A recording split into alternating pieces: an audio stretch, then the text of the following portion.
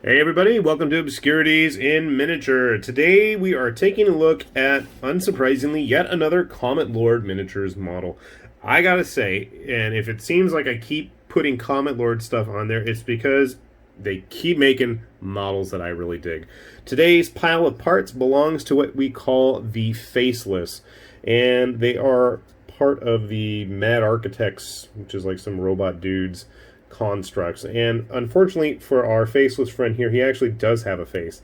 There were three different models available with three different variations. There actually is one with no head. It's literally just a mechanical plug and a stump for where one should be.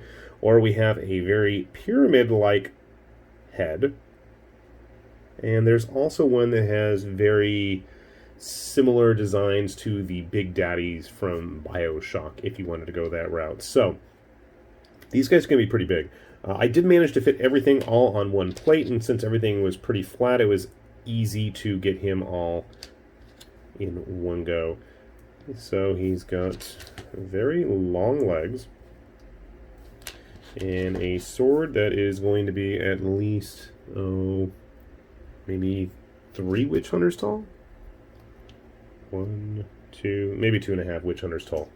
That's going to be a new unit of measurement around here. So I printed this up at 100% size. Obviously, if you wanted to print them even larger or smaller and have them more human size, that is totally within your ability to do so. But it just consists of 5 parts: the torso, the arms, and the legs, and that's the same for all the other poses as well. I just haven't gotten around to them yet since I'm running low on resin and have literally no cleaner, so we're going to have to make do with what we've got on hand.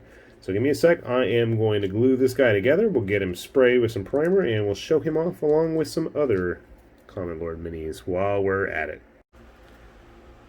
Okay, I got the first of our Faceless all primed up and glued together here.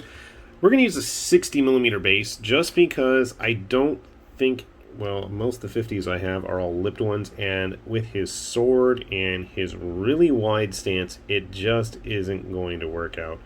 But you can see here just some very fun, disturbing, evil mechanics at work here. I think my brother was thinking of using them as some kind of a Dark Mechanicus type units. I have no idea what, but honestly, I mean, if you're into undead or robotic, mechanical, steampunk creations, I think this whole release from Comet Lord is really going to give you a lot of bang for your buck. So, just to give you a good sense of scale how big he is, and I mean, I think you could probably get away with using it in both fantasy and sci-fi games. Both with a Marine and a Mantic Basilian, our Privateer friend, and an Oathmark human. I think you can find a lot of uses for these guys. And the other cool thing was that this was some of the larger pieces, but Comet Lord also had these little heartless mannequin guys that kind of go along with them that had a bunch of options. I just printed a couple up so far. See if I can get it in focus there. Not really, there we go. So you can see they are all nice and toothy and clawed. And it was fun trying to get him off in a single piece.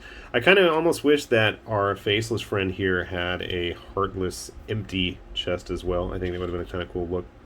But yeah, I'm already envisioning, I know my brother's already asked me to print up a bunch of the mannequin guys to be led by an army of these big, giant Faceless. Grabbed another one. And these mannequins actually have a few different options as well. They have the claws, they have no arms, or they have giant sword blades for hands. So you can pretty much guarantee we'll get some of those sword-bladed ones as well when I have a chance. But definitely, as always, I continue to be impressed with just the variety and uniqueness of the designs that Comet Lord Miniatures continues to put out.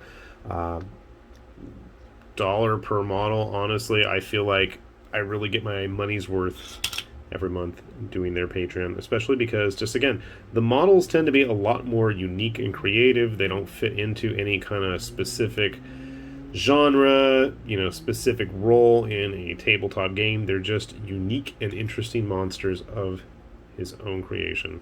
And obviously, with a little bit of influence and homage there from Silent Hill. So, cool stuff. And honestly, I think I'm going to probably have to go print up the Mad Architect, who is the big bad mechanical leader of all this stuff. So, hopefully we'll see him printed up and on this channel in the near future. With that said, we'll put a link down below for Comet Lord's site and Patreon if you're curious about what he's got cooking up by the time you ever come across this video, and hopefully there's something there that you like. This has been High Lord Tamberlane with Obscurities and Miniatures, saying thanks for watching, and we'll see you back here soon. Bye-bye.